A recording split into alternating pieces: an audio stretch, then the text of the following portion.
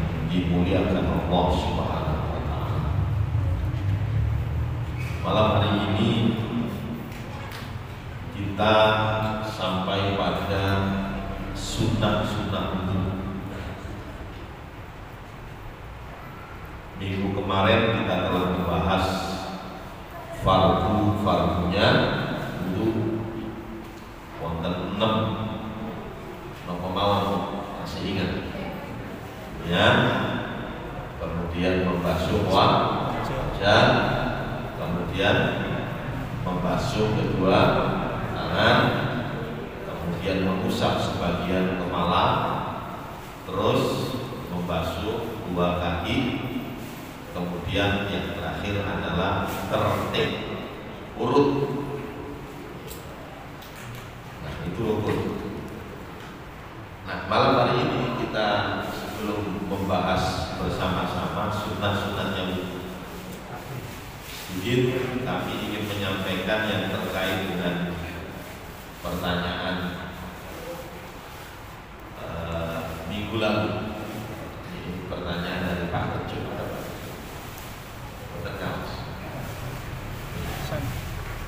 Bertanya tentang Sohibul Jabiro. Sohibul Jabiro.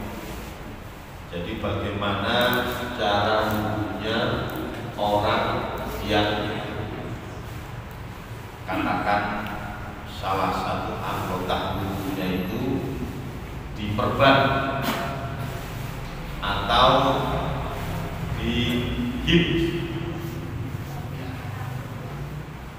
Ini kira-kira perlu disampaikan nggak? Sebetulnya nanti ada pembahasan sendiri, tapi tidak apa-apa. Kita sampaikan aja. Jadi Sohibul Jabiro. Jabiro itu, sohib itu orangnya.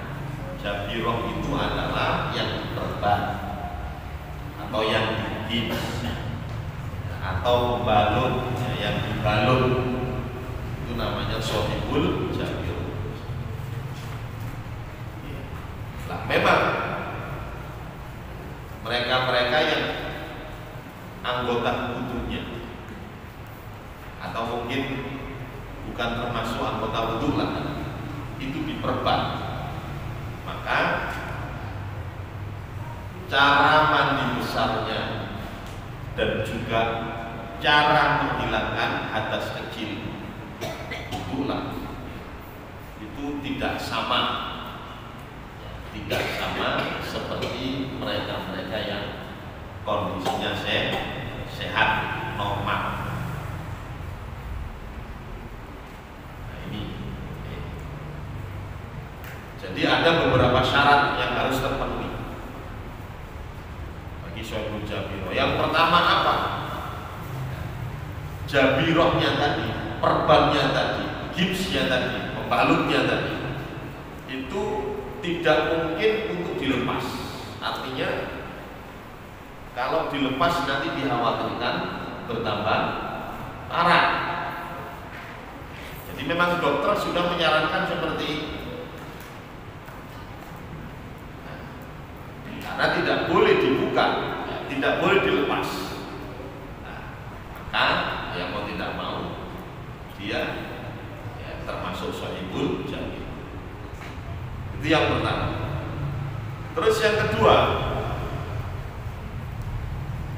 posisi jabirohnya, perbannya tadi itu tidak melebihi anggota yang sehat. Jadi kalau menurut saya yang sakit itu di sini yang diperban, ya yang sakit saja, tidak boleh melebihi yang sehat. Jadi yang sakit hanya sekian, ternyata diperbannya melebihi yang sakit. Jadi yang sehat malah diperban bisa. Jadi syaratnya sekali lagi, pembalut atau perbannya itu jangan sampai melebihi yang sehat. Ya kalau melebihi sedikit-sedikit tidak apa-apa, karena tidak mungkin. Kalau dipres itu ya tidak mungkin. Nah, ini ulama-ulama fikih dulu. Itu syarat yang kedua. Syarat yang ketiga, nah ini yang kemarin saya sampaikan. Pemasangan jabiroh itu hendaklah dilakukan dalam keadaan suci. Jadi sebelum diperban, sebelum digips, diusahakan darah itu kan najis, diusahakan disucikan terlebih dahulu. Kalau sudah suci baru digips atau diperban. Ini repot ya. Ya, disucikan dulu. Kenapa? Karena nanti wudu tidak boleh dilepas. Padahal di dalamnya najis, kan repot. Jadi makanya harus disucikan dulu. Harus disucikan dulu. Nah kemudian yang keempat, posisi jabiroh itu berada di selain anggota tayamum.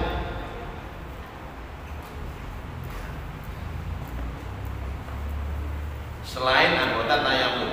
Anggota tayamum itu mana? Wajah dan tangan. Selain anggota tayamum. Tapi ini ada perbedaan ulama. Tapi kalau mayoritas ulama tidak mensyaratkan yang nomor 4 itu.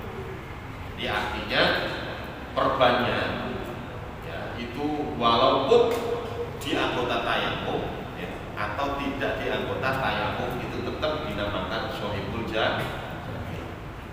Itu mayoritas ulama. Nah ini syarat-syaratnya. Ya, maka apabila tidak memenuhi syarat tidak dianggap shohibul jabir. Nah terus bagaimana tata cara bersucinya? Jadi setelah syarat-syaratnya seperti itu, nah contoh sekarang ini tata cara ketika mandi besar, atau jangan mandi besar dulu lah, ketika menghilangkan hadas kecil ya, yaitu dengan cara wudu. Perhatikan para bapak ibu, jika jabiroh itu terletak di luar anggota wudu,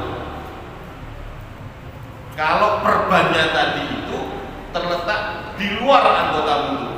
Anggota wudu kemarin apa saja? Wajah, tangan, ya sebagian kepala, kemudian kaki.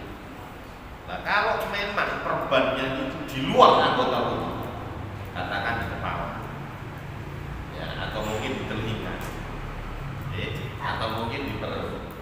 Nah, jadi bukan anggota wudu, ya. Maka cara bersucinya dengan wudu seperti biasa. Jadi kalau menghilangkan hadas kecilnya biasa, wudu seperti biasa. Lawang tidak, ya perbannya itu bukan anggota wudu. Saya dipahami Pak Boy. Jadi katakan orang habis operasi, ya perutnya dibedah. Perut ini kan bukan anggota wudu. Ya sudah, walaupun diperban, ketika dia hendak menghilangkan hadas kecil dengan cara berwudu, ya wudu seperti biasa. Karena bukan anggota wudu. Atau mungkin kepala bagian sini tak, ya wudu biasa. Karena kepala itu hanya sebagian saja, membasuh sebagian sudah sah. Nah itu kalau sekali lagi perbannya di luar anggota wudu. Nah, sedang bila jabirohnya atau bila perbannya hifznya terletak pada anggota wudu, maka cara bersucinya yang pertama, ya, tayamum seperti biasa. Tayamum seperti biasa. Kemudian yang kedua, membasuh seluruh anggota yang sehat. Anggota yang sehat. Nah, nanti insya Allah akan kami sampaikan secara detail. Kemudian mengusap jabiroh dengan air. Mengusap jabiroh dengan air. Contoh sekarang begini Pak. Contoh ya. Praktek bersuci orang yang memakai jabiroh yang berada di wajah. Yang berada di wajah. Yang pertama, niat wudu jelas. Karena niat termasuk rukun. Ya, niat wudu beserta membasuh bagian wajah yang sehat di sekitar jabiroh. Kalau jabirohnya hanya sekian, ya, kalau jabirohnya hanya di pipi kanan, maka pipi kiri dari yang sehat-sehat ini harus diwuduni, harus dibasuh. Harus dibasuh. Itu ya, ini yang pertama di wajah, ya, di wajah. Harus dibasuh. Sambil niat nawaitul wudu li rabbil hadasil asghar. Alhamdulillah. Itu yang pertama. Terus yang kedua, mengusap jabiro dengan air. Sini yang perban tadi cukup tidak usah dibasuh, tapi diusap. Diusap titik gitu Pak. Pertanda bahwa ini sebagai syarat bahwa kulit yang di dalam ini kan tidak terkena air kan. Hanya sebagai ya formalitas saja, ya. Secara lahiriahnya saja kita usap. Itu yang pertama. Berarti wajah sudah selesai. Oke. Terus setelah wajah sudah selesai, karena jabirohnya tadi ada di wajah, ya, maka yang kedua bertayamum. Yang kedua bertayamum. Tayamumnya bagaimana? Ya tayamum normal. Dengan cara menjauh, katakan ini tembok, lek, atau debune, ya. Kemudian kita usap. Kemudian seret tangan. Jadi tayamum seperti biasa. Tayamum seperti biasa. Walaupun perbannya itu ada di wajah, tapi bukan hanya wajah saja yang diusap dengan debu. Ya tayamum seperti biasa. Nah, tayamum ini sekali lagi sebagai gantinya wudu tadi karena nggak sempurna.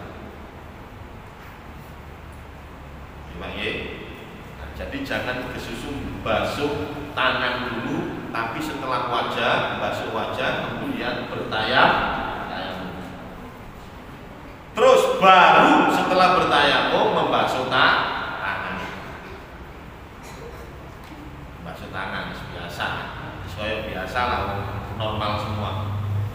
Ya, yang perbanan kan hanya pipi kanan saja. Ya sudah, basuh tangan, usap sebagian kepala, dan kemudian membasuh kedua kaki, selesai. Oke, selesai. Nah ini cara wudhunya Sohibul Jabiroh, di mana jabirohnya perbannya tadi ada di wajah. Jadi antara wudhu dan tayamum itu jadi satu.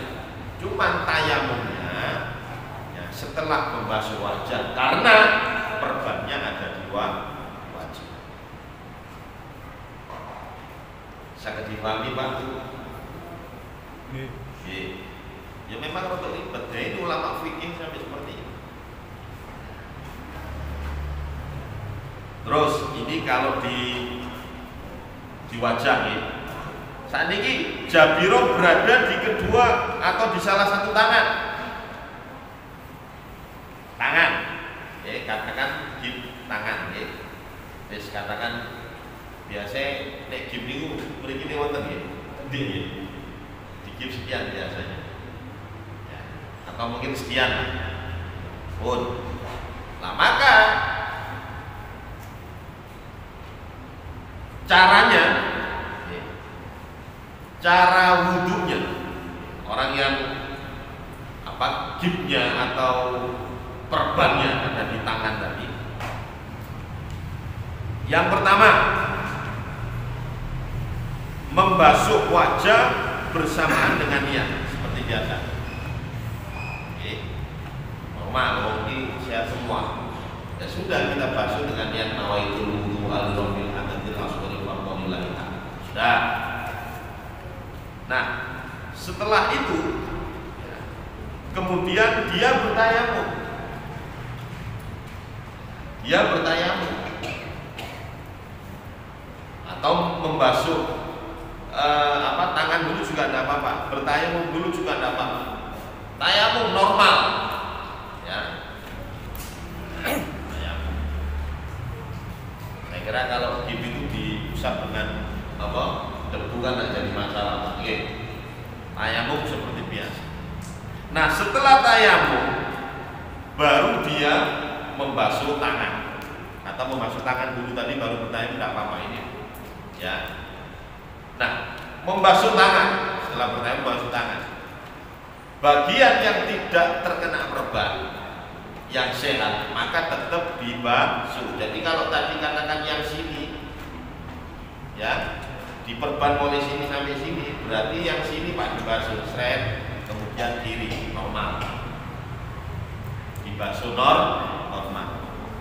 Nah setelah dibasuh, kemudian sedikit ngambil air diusap, ya, sebagai syarat saja, ya, untuk mengusap bagian yang tidak terkena, ya, kulit yang tidak terkena basuh. Sudah, setelah itu seperti biasa, ya, mengusap sebagian kepala, kemudian membasuh kedua kaki, selesai. Saya dipahami? Itu. Sudah, itu kalau berada di tangan. Kalau berada di kaki, jabirahnya yang pertama seperti biasa, membasuh wajah dan niat, itu wudu'a, ya, kemudian membasuh kedua tangan biasa, mengusap sebagian kepala biasa. Nah sebelum membasuh kaki, ya, karena jabirahnya tadi ada di kaki, maka dia bertayamum. Tayamum, walaupun kaki yang terkena, tapi tayamum. Padahal tayamum itu anggota kaki kan bukan termasuk anggota tayamum, tetap bertayamum. Fungsinya apa? Sebagai ganti tadi, karena wudunya tidak maksimal. Syaibul Jabir itu wudunya tidak maksimal. Kenapa? Karena jadi tadi air tidak sampai pada kulit. Karena itu ditutupi, ya, ketidakmaksimalan ini ditempel dengan tayamum. Jadi sebelum membasuh kaki dia bertayamum seperti biasa, kemudian baru membasuh kaki. Dibasuh kakinya, sing sehat dibasuh, kemudian yang digigit tadi atau yang diperban cukup diusap sedikit, ya. Nah, begitu. Sampun. Saged dipahami? Jadi ini campur Pak antara wudhu dan tayamum. Nah sekarang kalau perbannya itu di anggota bagian wudhu dua-duanya, yo wajah ya, tangan iya, berarti tayamumnya dua kali. Tayamumnya dua kali. Katakan kalau di wajah, tayamum dulu boleh atau masuk wajah dulu boleh, ya. Katakan dia bertayamum untuk wajahnya ini, setelah tayamum normal kemudian membasuh wajah dengan niat berwajib wudu'a. Nah kemudian tangan tayamum lagi, tayamum untuk tangan itu sebetulnya. Nah setelah tayamum baru wudu membasuh tangannya, seperti tadi terus sampai selesai.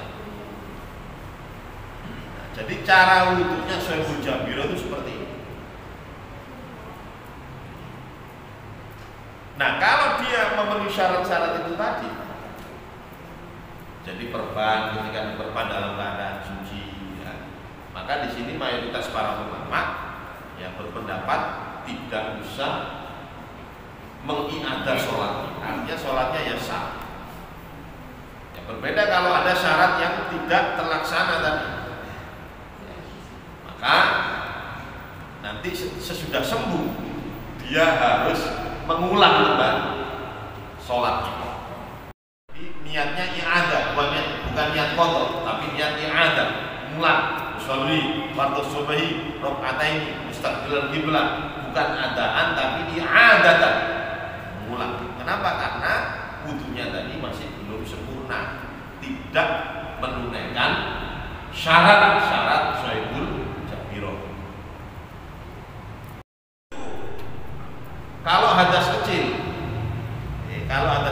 dengan cara berwudu. Terus sekarang kalau mandi besar gimana?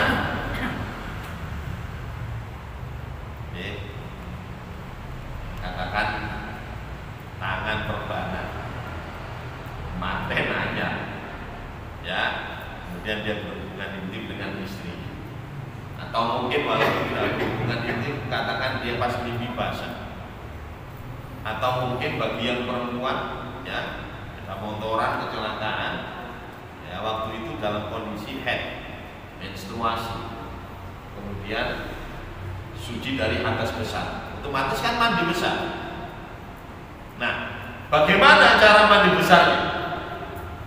Padahal dia dalam keadaan diperban dan tidak boleh dilepas perban. Nah, di sini ya, sekali lagi para ulama menjelaskan. Jadi cara yang pertama, mandi besarnya, cara yang pertama tayamum. Ya, sebagaimana biasa tayamum normal. Ya. Nah, terus setelah itu disunahkan mengusap jabirah dengan debu. Jadi anggota, kalau bukan termasuk anggota wudu ya, atau bukan termasuk anggota tayamum, tetap disunahkan untuk diusap dengan debu.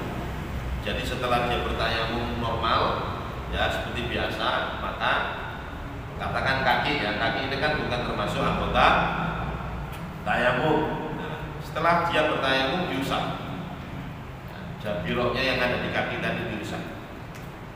Terus yang kedua, setelah bertayamum dia membasuh anggota tubuh yang sehat dengan air. Ya sudah, dia mandi seperti biasa. Mandi seperti biasa. Yang digigit tadi tidak usah terkena air.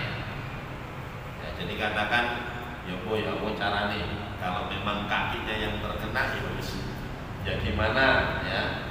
Caranya mandi besar, air tidak sampai terkena apa perbannya. Tetap harus mandi besar. Nah, cara demikian ini lebih utama. Ya, kenapa? Karena dengan mengakhirkan basuhan, sisa-sisa debu tayamum akan hilang. Jadi ini kan tadi tayamum yang pertama. Ini lebih utama. Jadi untuk bertayamum itu boleh diletakkan pada awal, boleh diakhirkan. Tapi para ulama berpendapat kalau diawalkan tayamumnya itu jauh lebih utama. Kenapa? Karena kalau setelah bertayamum debu, mari mengadus, nah itu berarti debu-debunya akan hilang. Oke, jadi para ulama berpendapat wal afdol wal aula, lebih utama itu adalah tayamum dulu, kemudian baru mandi besar. Sama kemudian yang terkena bagian jabirahnya tadi tidak usah dimandi, tapi cukup diusap lah.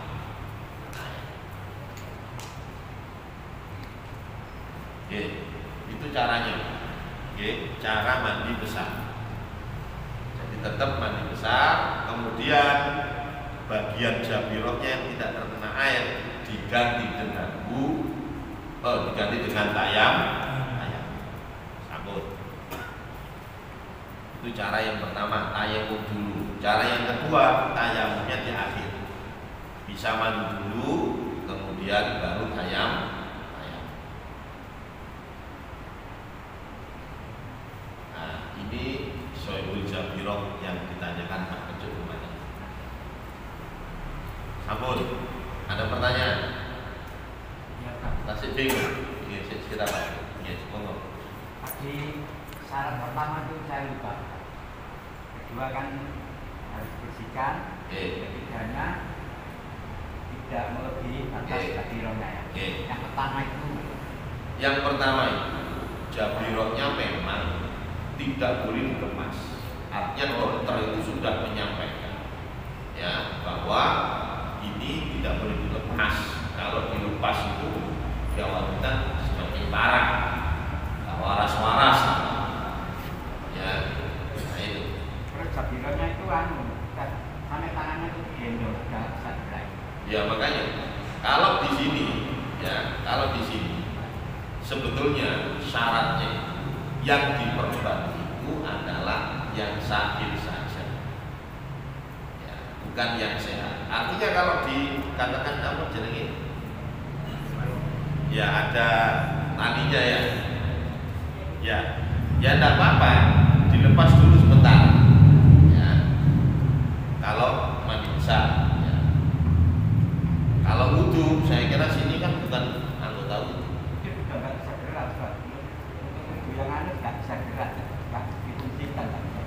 Begini, ya, makanya yang digigit yang mana? Yang sini. Ya sudah, yang sehat kok nanti yang diusap. Yang ini tidak usah. Sebagai gantinya tayamum tadi. untuk musab daerah sini kan nggak bisa ya. Ya. Ini dengan tangan kiri. Yang ini nggak bisa musab misalnya. Loh, maksudnya gimana? Contoh ya, yang kanan ya. Kanan ya. Saya butuh ya langsung tangan kiri kan. Lah, kemudian ini bisa dengan tangan kiri kan. Jadi nggak pakai gosok ya. Oh enggak, ya makanya kalau sesuatu yang darurat ya enggak usah digosok dah. Digosok itu sunnah, bukan termasuk rukun ya. Jadi sunnah nanti ada di sini sunnah. Ya, jadi caranya seperti itu. Ya, pokoknya begini loh ya. Yang penting kita sudah berusaha semaksimal mungkin. Insya Allah Allah Subhanahu Wa Taala itu maha tahu. Awak dewi itu yo saking darurat seperti itu Pak. Kalau nggak sakit ya Insya Allah wudhu dengan sempurna kan begitu ya. Jadi sebisanya lah ya, sebisanya. Kalau memang kesulitan ya sudah. Jadi seperti itu. Monggo Pak.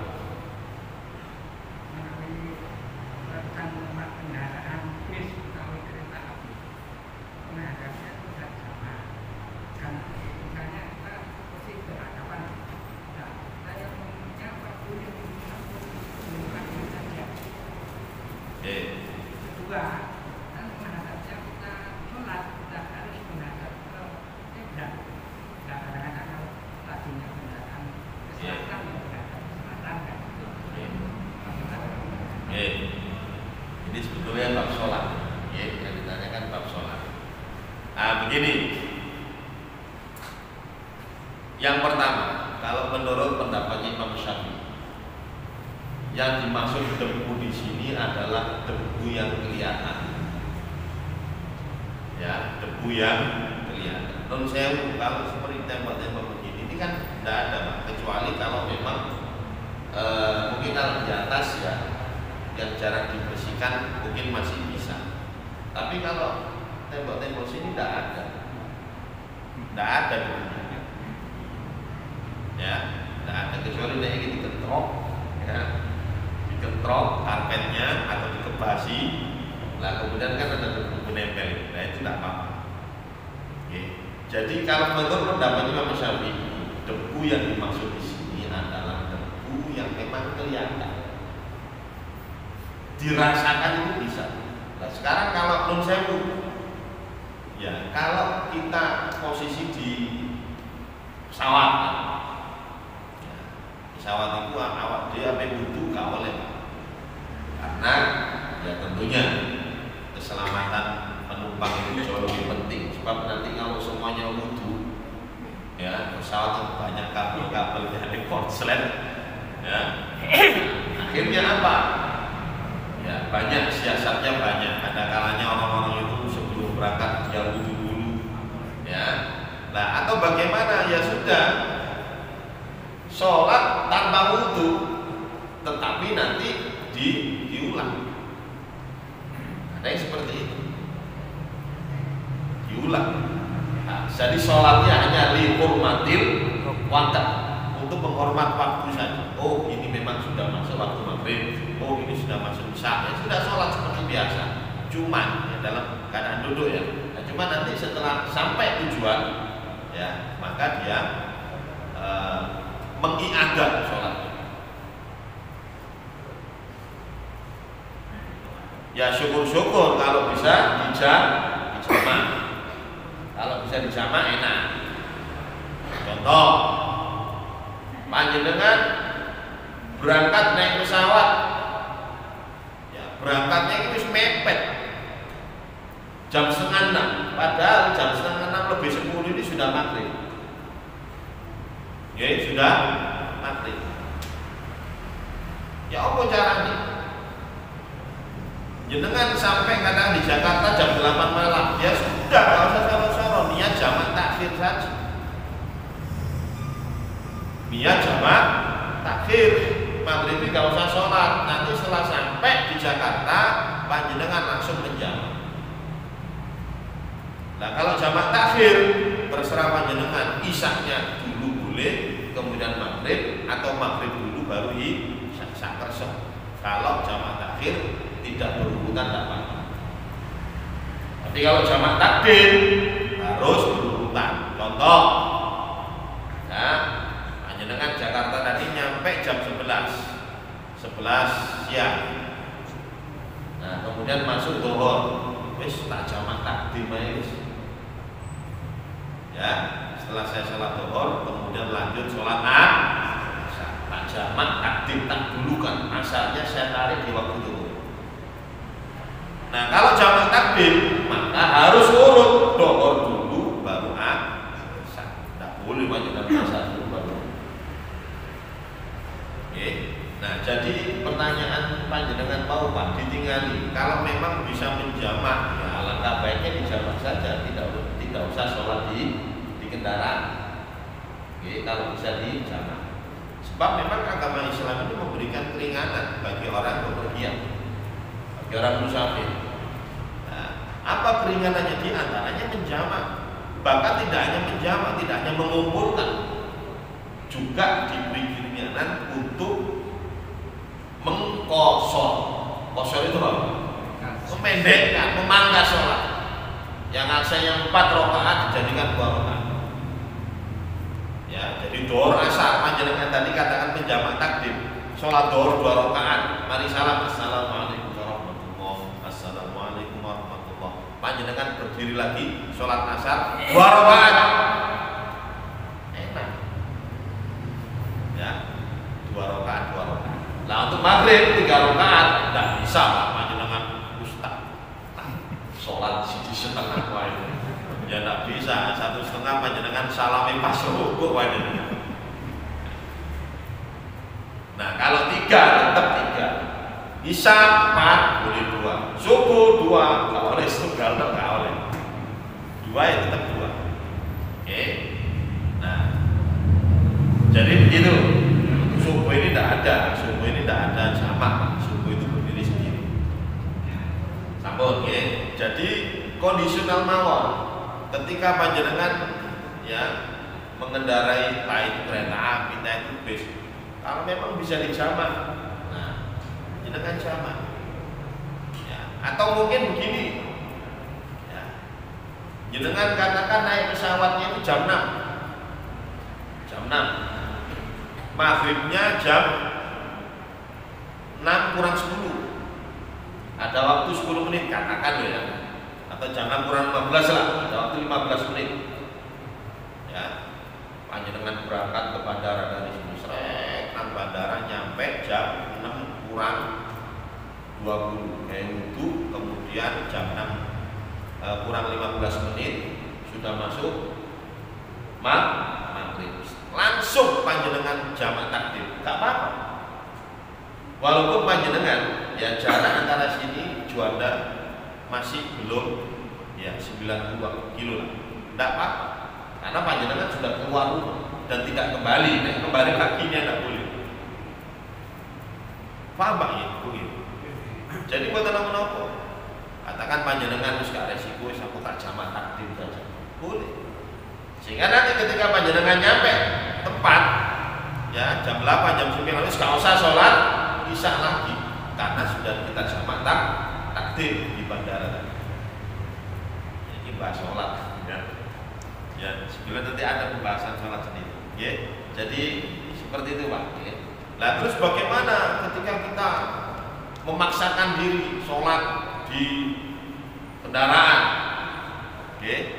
Kalau Nabi kita Muhammad SAW serang saja, kalau sholat wajib itu tidak pernah sholat di kendaraan. Ya, tapi memang zaman dulu tidak ada kendaraan. Okay.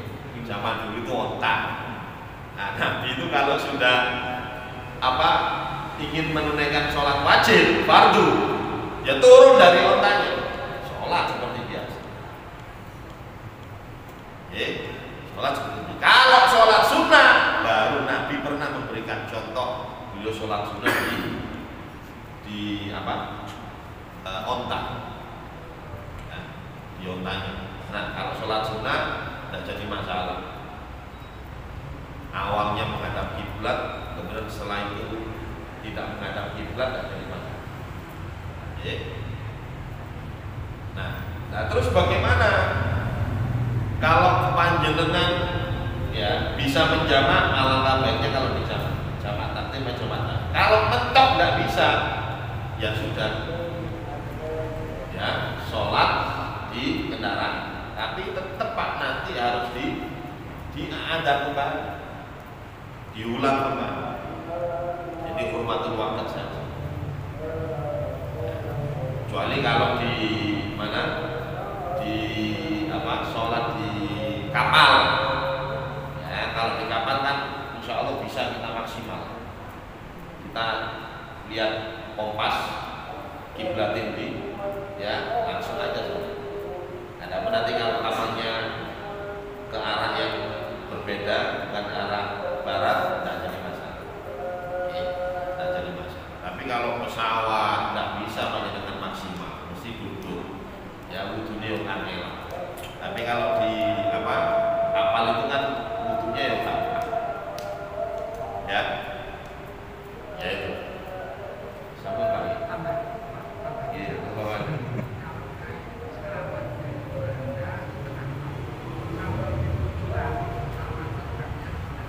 Ini setengah 4 nopo, sonten. Sonten, ya, terus.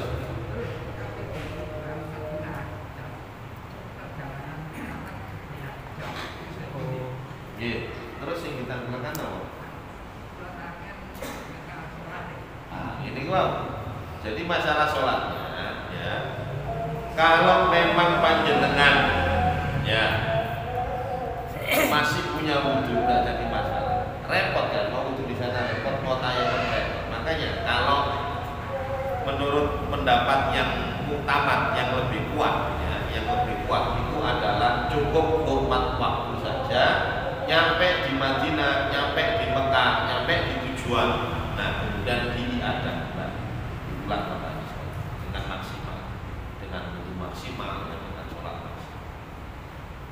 Nah, itu kalau menurut para ulama, ya. Sebab ya itu tadi nggak maksimal sholat di. Ada memang yang berpendapat boleh sholat di mana? Di pesawat boleh, ya, kondisi seperti itu boleh. Tayamum dengan itu boleh, ya monggo. Tapi kalau menurut ulama yang lebih utama, yang lebih hati-hati, itu dianggap belum mencukupi. Kenapa? Karena debunya tidak kelihatan. Jadi tidak maksimal. Tapi coba nanti saya lihat lagi di beberapa kitab, Pak, ya. Jadi sepengetahuan saya dulu belajar pesantren seperti itu. Jadi yang utama, yang lebih kuat itu adalah hormat waktu saja. Nanti diadab. Makanya nanti ada di sini pembahasan tentang iadab di dalam sholat, mengulang dalam sholat. Enggak berdosa. Kalau iadab itu tidak berdosa. Berbeda dengan qadha. Qadha itu kan dia tidak melakukan. Kalau iadab itu dia melakukan, tapi karena nggak maksimal, kondisinya wis gak iso. Ya lebih-lebih ketika panjenengan sekarang di pesawat, ya coro pipi sewis, ya nyiprat kabeh katakan najis. Nah, sekarang panjenengan sholat dengan membawa najis, sah atau membawa? Tidak sah. Tapi kita dituntut untuk sholat. Ya sudah, hormat waktu saja. Walaupun pakaian yang kita pergunakan najis, tapi sesampai tujuan, ya diulangi. Itu namanya iadab, bukan qadha. Nek qadha ngulang, ya qadha itu berarti dia itu nggak sholat.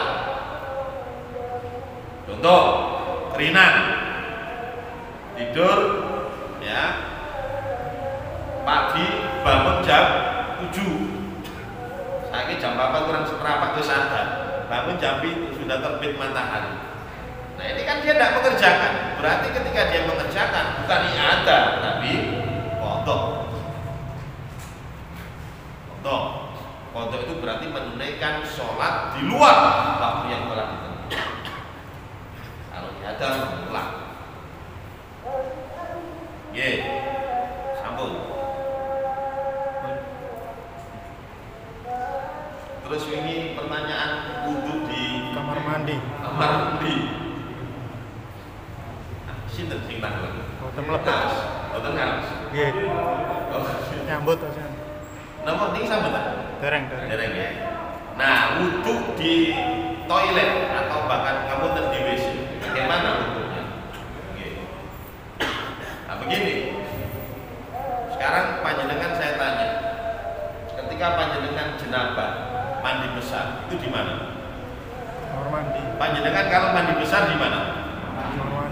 kamar mandi kan. Sekarang mandi besar dengan wudu. Itu kira-kira sami apa mboten? Kalau wudu itu kan menghilangkan hadas kecil. Sedangkan mandi justru menghilangkan hadas besar. Sedulur. Nah, ya kan? Nah, makanya di sini para ulama memperbolehkan wudu itu sama dengan mandi besar. Nah, sehingga wudu di toilet, wudu di kamar mandi itu hukumnya boleh, cuman ono cuman. Ya. Kalau memang wudu panjenengan itu ada doa-doanya. Ada doa-doanya seperti nanti ada Imam Ghazali itu sampai ngarang, jadi ketika basuh ini doanya ini, basuh ini doanya ini. Ya, ini karangan Imam Ghazali. Kalau hadisnya tidak ada, Nabi memang tidak pernah mencontohkan. Ini karangan para ulama. Imam Ghazali contoh sekarang ya, ketika membasuh wajah berdoa Allah membajit wajhi, ya Allah putihkanlah wajahku. Apa membajit wajhi? Yauma tabyaddu wujuh, pada hari di mana nanti banyak wajah-wajah yang diputihkan oleh Allah. Ya. Jadi kita mohon kepada Allah supaya wajah kita dijadikan bersinar. Atau ini Allahumma apa? Allahumma atini kita biyamini, ya Allah berikanlah catatan amalku dengan tangan kanan.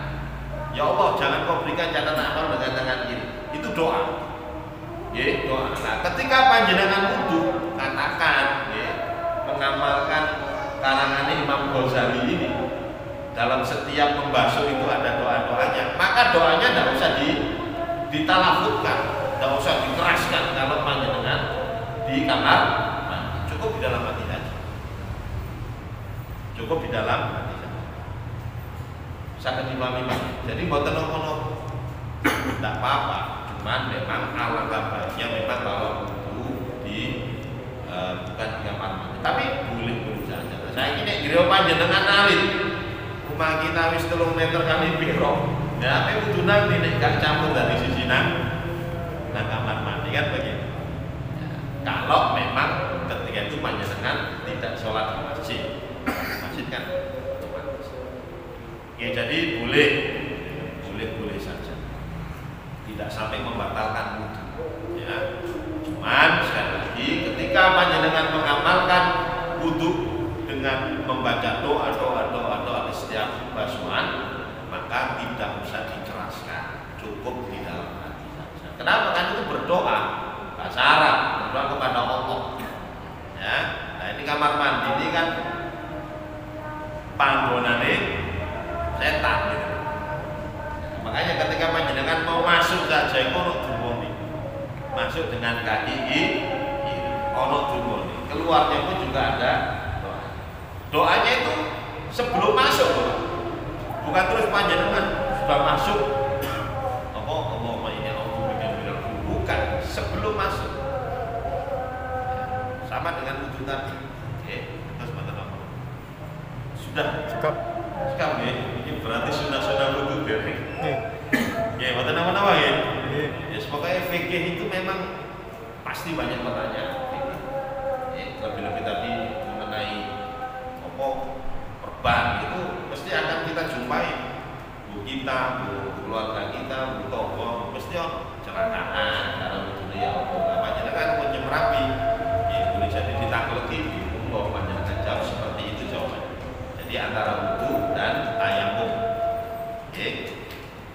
Sampun ya?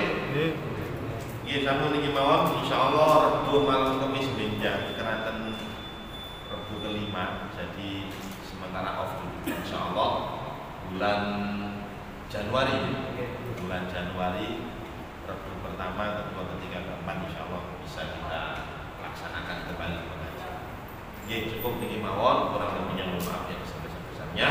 Monggo kita akhiri dengan kafaratul majelis. Subhanallahumma wa bihamdika asyhadu an la ilaha illa anta astaghfiruka wa atubu ilaik.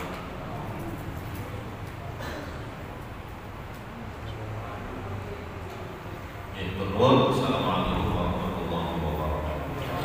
Nah,